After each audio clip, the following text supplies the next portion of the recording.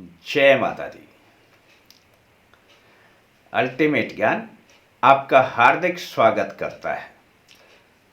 दोस्तों, आपने बहुत से व्यक्तियों को देखा होगा, इस प्रकार की माला होती है। वो माला चाहे रुद्राक्ष की हो, स्फटिक की हो, काले हकीक की हो, चंदन की हो, तुलसी की हो।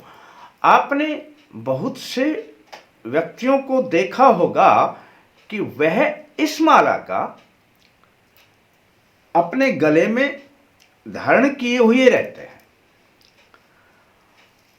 और जब वह जप करते हैं तो इसी माला से अपना फिर जप प्रारंभ करते हैं। दोस्तों, अब आप सोच रहे होंगे कि क्या हम जो जप करते हैं उस माला को गले में धारण किया जा सकता है? दोस्तों, हम आपके लिए कई बार गले में पहनने वाले सुरक्षा कवच यानी लॉकेट तैयार करते हैं। अब आपने देखा होगा कि कई बार हमारे से पूछ लेते हैं हमारे प्रेमी कि क्या यह सूतक पातक में जाने से खराब हो जाता है? दोस्तों, जो वह तैयार किया जाता है वह पक्का तैयार किया जाता है। उसके 5000 मंत्र जप होते हैं और अगले रोज हवन के ऊपर उसे सिद्ध किया जाता है। यह हम आपको अपने वीडियो में कई बार बता भी चुके हैं। अब बात आती है ये कि यदि वह पक्का है तो क्या सूतक या पातक में खराब हो जाएगा?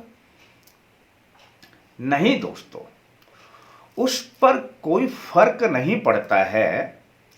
वह पक्का ही रहता है, उसकी पावर खत्म नहीं होती है। लेकिन यह जो अपना शरीर है, यह हम बाहर से कितना ही पवित्र कर लें, लेकिन फिर भी इसमें विकार रहते हैं। अब इसीलिए हम बताते हैं कि यदि आपको कहीं पर उस लॉकेट को पहनकर कहीं बाहर जाना पड़े तो आने के बाद अपने घर पे दीपक जलाकर 5 बार उसे क्लॉकवाइज घुमाते हुए उसी देव का नाम बोलते रहें। यदि भैरव का होता है ओम श्री भैरवाय नमः, काली का हो ओम श्री महाकाल्यै नमः, सरस्वती का हो लॉकेट तो ओम श्री सरस्वती नमः। अब उसकी पावर बनी रहती है।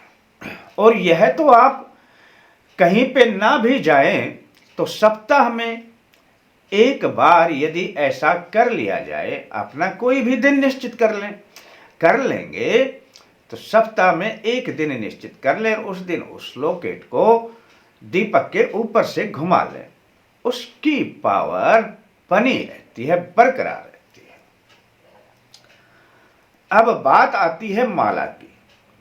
इसी प्रकार की बातें होती हैं दोस्तों। बहुत से व्यक्ति कहते हैं कि माला का जब हम जप करते हैं तब इसमें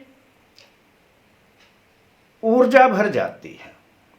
ये बात भी सही है, लेकिन यह ऊर्जा जब किसी से भी टच होती है तो उसमें प्रवाहित होती रहती है। तो हम जब मंत्र जप करेंगे तो इसमें ऊर्जा हमारे शरीर में फिर प्रवाहित होती है। अब यह विचार है उनका जो यह मानते हैं कि माला को हम जब मंत्र जप करें तो उसके बाद इसे धारण कर लें। लेकिन दोस्तों, उससे मंत्र सिद्धि पर कोई असर नहीं आता है। आप यदि सोचते हो कि उससे मंत्र सिद्ध हो जाएंगे, ऐसा कदापि नहीं है। हमारे शरीर में जो विकार रहते हैं वह जब यदि आप मंत्र जप करने के बाद यदि माला को धारण कर लेंगे तो याद रखना कि यह माला आपको फिर दोबारा से संस्कारित करनी पड़ेगी। संस्कारित का अर्थ होता है फिर से इसका दूध से स्नान होगा, गंगा जल से स्नान होगा और शुद्ध जल से स्नान होगा।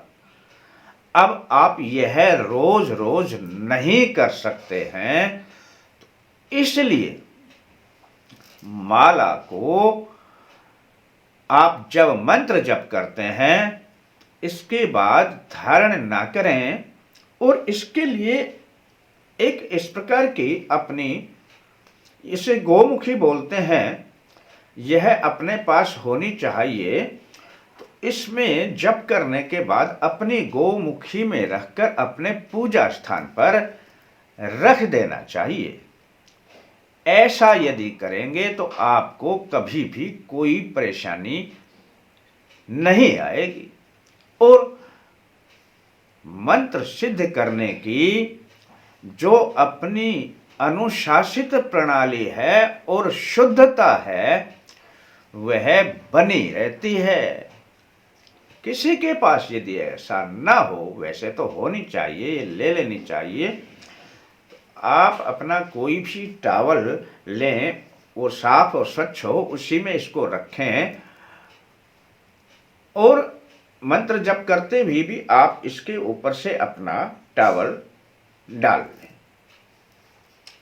मंत्र माला के बारे में हमने कई बार बहुत सी बातें आपको बताई हैं कि किस प्रकार से माला का जप करना चाहिए। हमारे दूसरे वीडियोज आपको मिलेंगे, आप उसमें देखेंगे तो आपको सारी बातें समझ में आ जाएंगी। छोटे छोटे प्रयोग होते हैं, छोटी छोटी जानकारियां होती हैं, इन्हें यदि ध्यान में रखेंगे तो हमारा जीवन भी अनुशासित रहेगा, हमारी परंपरा भी उसी प्रकार से बनी रहेगी, हमारा सनातन धर्म भी अपने प्रकार से हम उसका ठीक ढंग से पालन कर सकेंगे। जानकारी छोटी सी है पर है महत्वपूर्ण, अच्छी लगती है, अपने यार दोस्तों को शेयर करें। और आपके लिए सिर्फ इतना ही कि आप अपने लाइक का ध्यान रखें। फिर मिलते हैं दोस्तों नए अंक के साथ, तब तक के लिए जय माता दी।